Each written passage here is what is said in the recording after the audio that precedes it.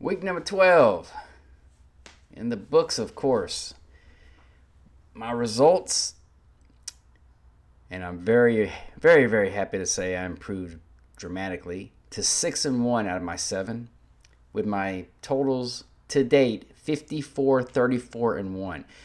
Sounds great, but I lost my perfect week to a half a point because of USC.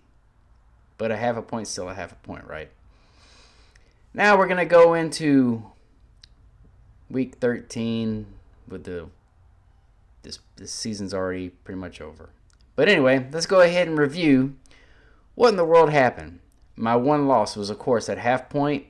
Iowa went to Southern California. Southern California looked like going to lose and still won, but hey, that half point got me. The ones I picked correctly: Oklahoma in 13. Oklahoma showed they were equal on the same playing field as Alabama. I apologize. Florida +6 at Ole Miss. Ole Miss -6, of course. They've shown they're really good. Texas and the points 2.5 at Georgia. Georgia showed that Texas shouldn't even be where they're at. Notre Dame at Pitt with -6.5. Notre Dame handled them, of course. The one that was pretty close was Clemson with their small, tiny victory over Louisville, but I had Louisville in a touchdown and an extra point. Michigan at Northwestern, which was a very interesting game to watch at Wrigley Field.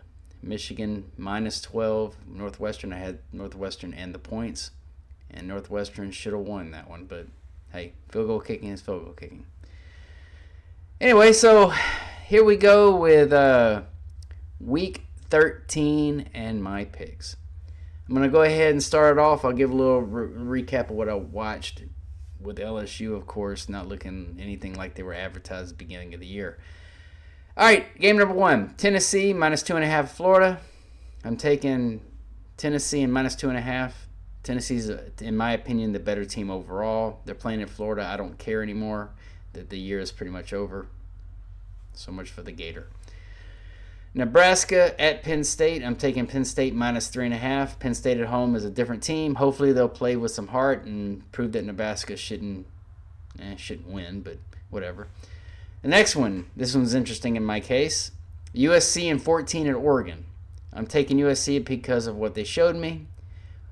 Oregon's still at Oregon at home, and as you see at home, it doesn't really matter when they play quality opponents.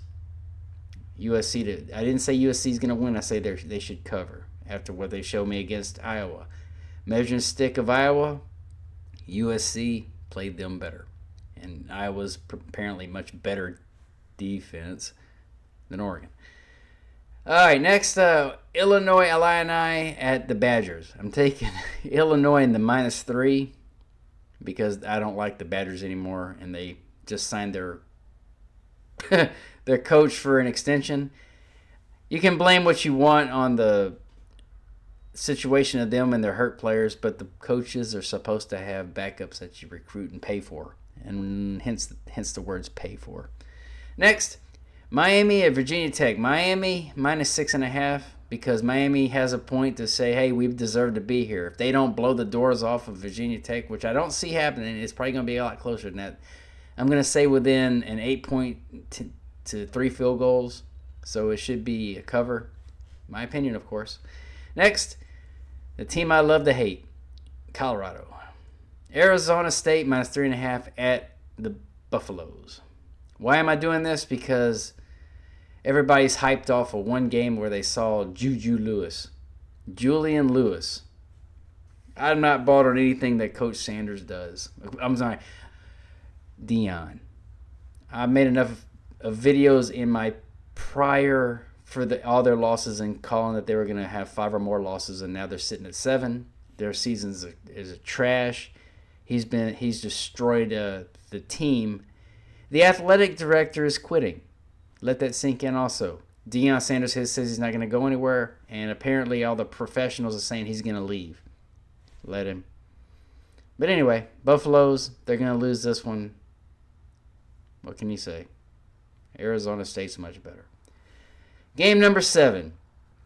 Duke at UNC. I have no faith in Belichick and his gold digger. She's destroyed that season. Congratulations to the old man to have that 20-year-old on the side of him. But I'm taking Duke and -1.5 at North Carolina. But anyway, let's go ahead and talk and just complain. The Ducks destroyed a team they should have destroyed. Congratulations. They did it at home. Yay. LSU, like I said earlier, man, Van Buren's not the answer. The coaching staff's not the answer. Their defense is not the answer. Whatever.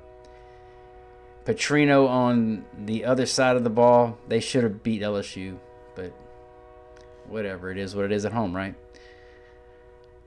Another thing that I got to witness and kind of just tilt my head over is, okay, everybody, hey, Notre Dame, are they for real? They started their season off with 2 losses against 2 good teams, Miami and Texas A&M. Notre Dame deserves their ranking. Let them prove it this week also. And we're going to go into the final game that I wanted to talk about was Texas A&M and South Carolina. Texas A&M at home, what was that? Did they want to give the fans a show? They surely did that in the second half whenever they got a momentum swift. I mean, that thing swiftly came in and they they held Sellers and the Gamecocks. But, man, I feel kind of bad because South Carolina's had a bad run in this year. But Texas A&M, they are my number 1 team going into this week. They show what they can show. And Ohio State playing the same just mediocre teams every year. SEC, you can call me a bias, but they are still the best of the best. There's nothing else you can say. But anyway, SEC number 1, Texas A&M number 1, Ohio State until they lose. They play Michigan. I'm not sure if that's even a measuring stick. But anyway, let's go into Week 13 and be happy. With my opinions, of course.